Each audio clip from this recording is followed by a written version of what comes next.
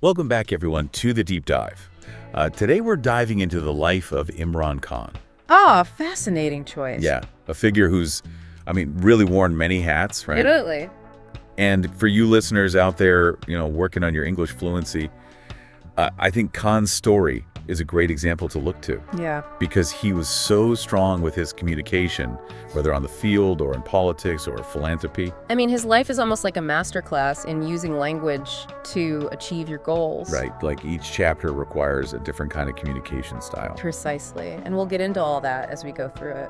So we've got a ton of sources ready and biographical info, historical records, even some of his own writing and interviews. Really looking forward to that. Yeah, it's going to be quite a journey. It is because, you're going from cricket star to philanthropist to Right. a very, controversial figure in Pakistani politics. So, Like, how does a person transform so dramatically throughout their life? What are the driving forces there? it's a great question, and that's what we're going to try to unpack today. Yeah, so let's start at the beginning. Imran Khan, born in Lahore, Pakistan, 1952. Okay. Came from a pretty well-off family, good education, Aitchison College Cathedral School, all in Lahore. Yeah, setting him up for success from the start. Right, then to the UK, Royal Grammar School, Worcester, and then finally Oxford. Ah, Oxford. Yeah, talk about a foundation, right? And, I think that's where we really see the shaping of his English skills, particularly at Oxford. Right.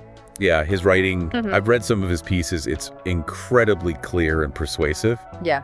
And he's been a commentator on British sports networks, and he just commands attention. It's that blend of eloquence and charisma that's really hard to find. It's not just about being fluent, Right. right? It's that next level of communication. Exactly. He's using language to influence and inspire. Right. Okay, so we've got to talk about cricket. Obviously, you can't talk about Imran Khan without talking about cricket. Of course not. This is where the legend begins. He made his Test debut at 18, Wow. which is incredibly young, right? Yeah. And he just excelled, became one of the best all-rounders in the world. Top-tier athlete. Incredible bowler, but also a pretty darn good batsman, too. The complete package. But, beyond his talent, Mhm. I think what's so fascinating is that drive to innovate. He's credited with mastering the reverse swing technique. That's the one that made the ball do those crazy things in the air, right? Yeah, completely unpredictable. And that's what made him so formidable on the field. Right. And, it's interesting because you could almost draw a parallel there between, like, the physical mastery of that technique Right. and the mastery of language. Right. Like, to perfect that reverse swing, Yeah. you need such a nuanced understanding of how the ball moves through the air. Yeah, it's like physics and feel all combined. Exactly. And subtle changes in your grip and wrist movement affect its trajectory. Yeah. It's almost like choosing the perfect word to achieve a specific effect in a sentence, right? Absolutely. It's precision with intention.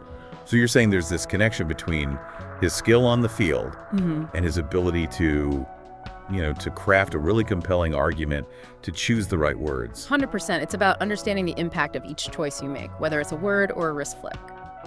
Wow, that's a great point. So listeners out there, pay attention to how these really incredible communicators use language. Yeah. They don't just throw words around. It's very intentional. That's a craft. Okay, back to his cricket career.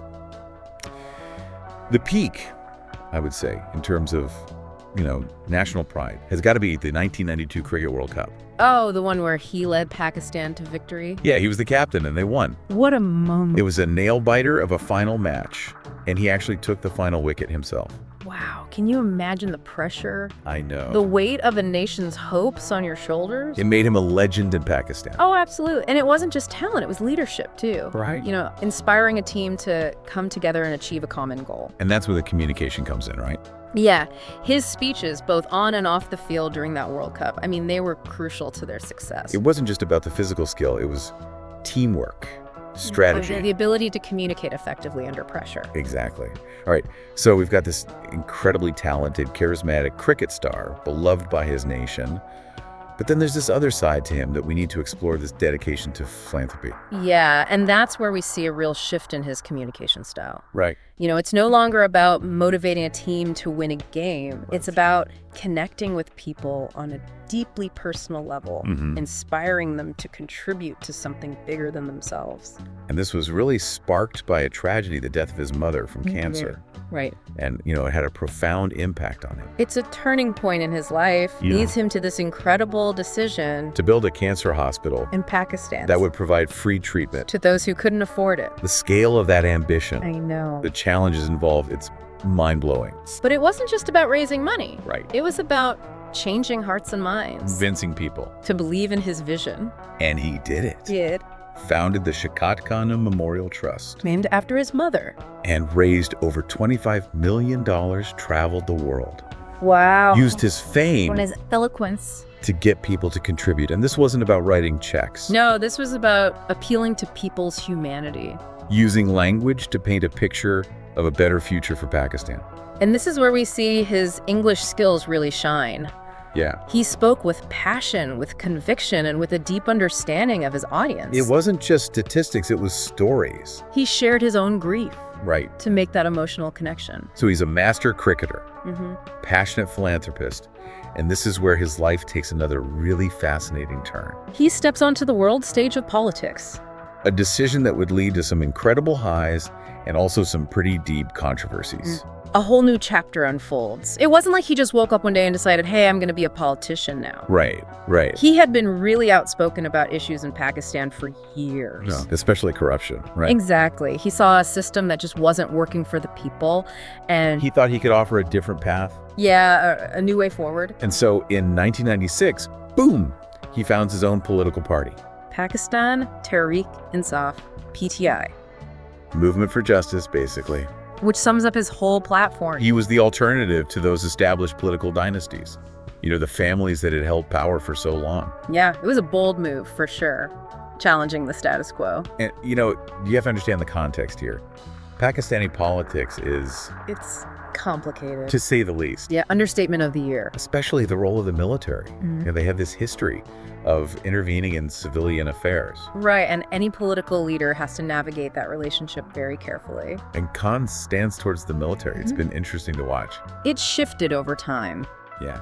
Yeah. Which has led to a lot of debate and speculation. Yeah, people trying to figure out where he truly stands. Early on, he was seen as a critic of the military establishment. Right, the outsider. But then, as his political career progressed, that relationship kind of evolved. Yeah, it became more nuanced, Some people argue that he actually received support from the military behind the scenes. while others claim he clashed with them. It's hard to know for sure what was really going on. A bit of a tangled web. For sure. And then you've got the whole religious landscape of Pakistan to consider, too. Right, a deeply religious country.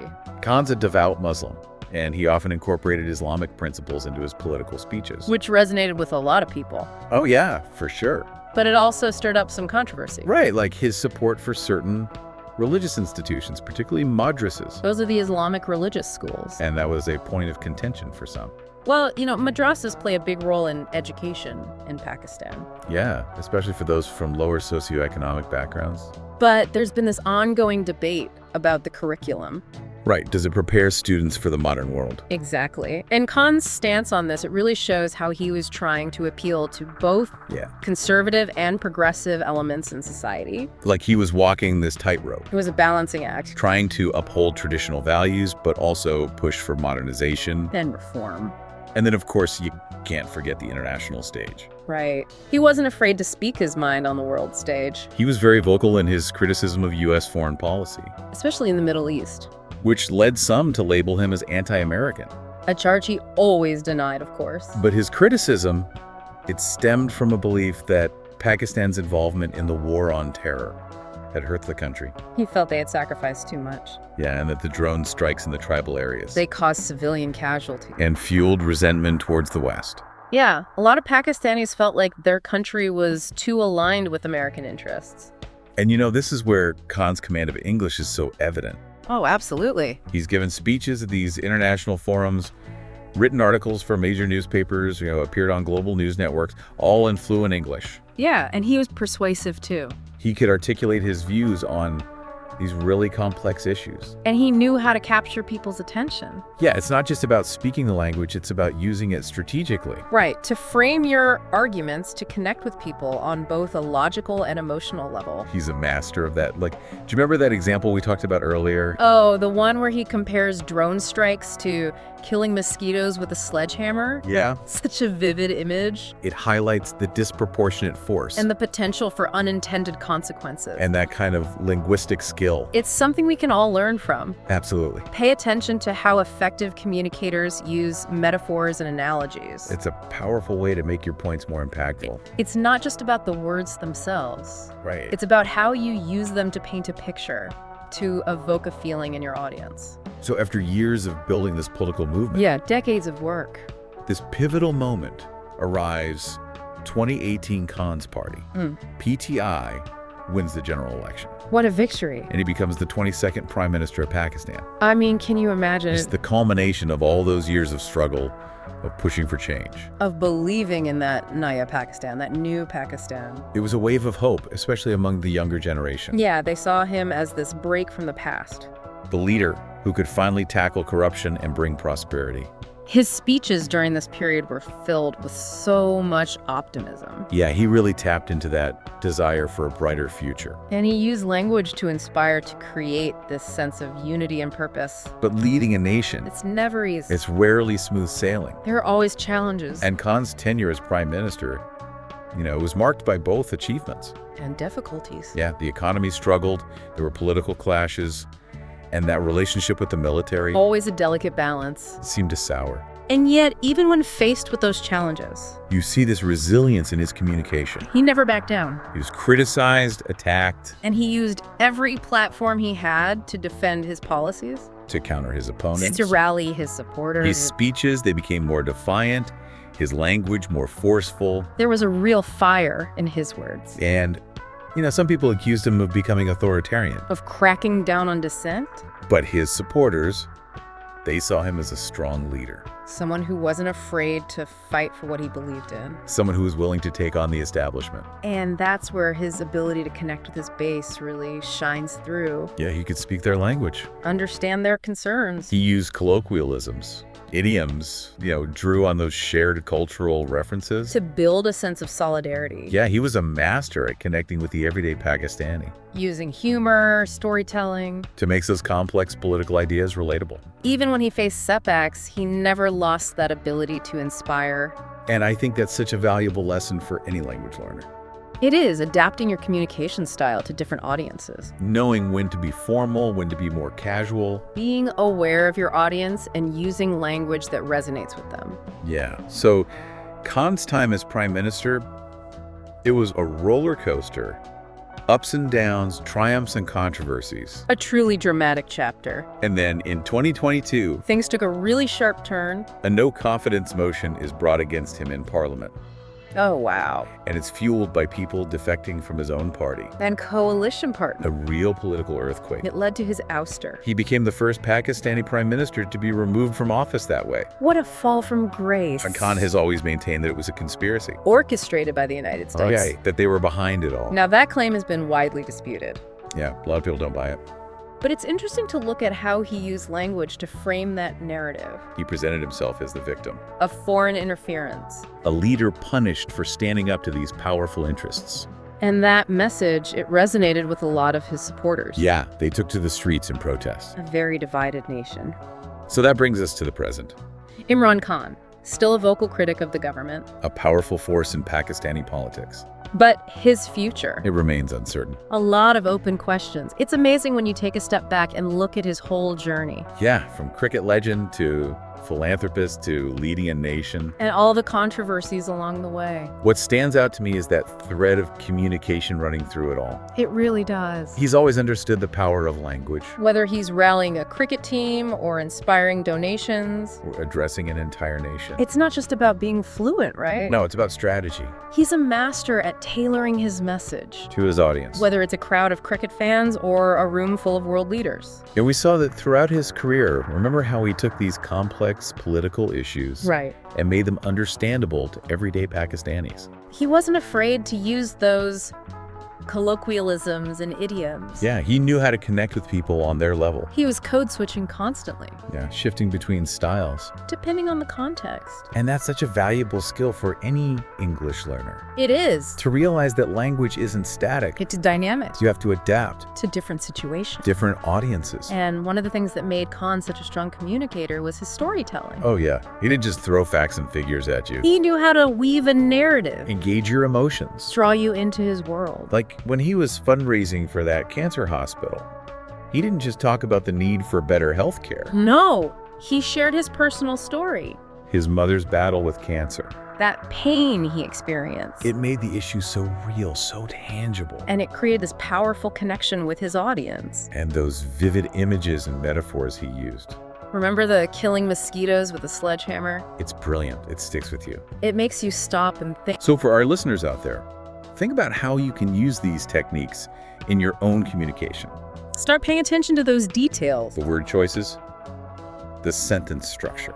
The way skilled communicators use pauses and emphasis. Experiment with metaphors and analogies. Practice telling stories that really connect with people. The more you expose yourself to different styles of English The more tools you'll have. in your communication toolbox. And even though Khan's faced those political setbacks recently, Right? his impact is undeniable. He's sparked debate.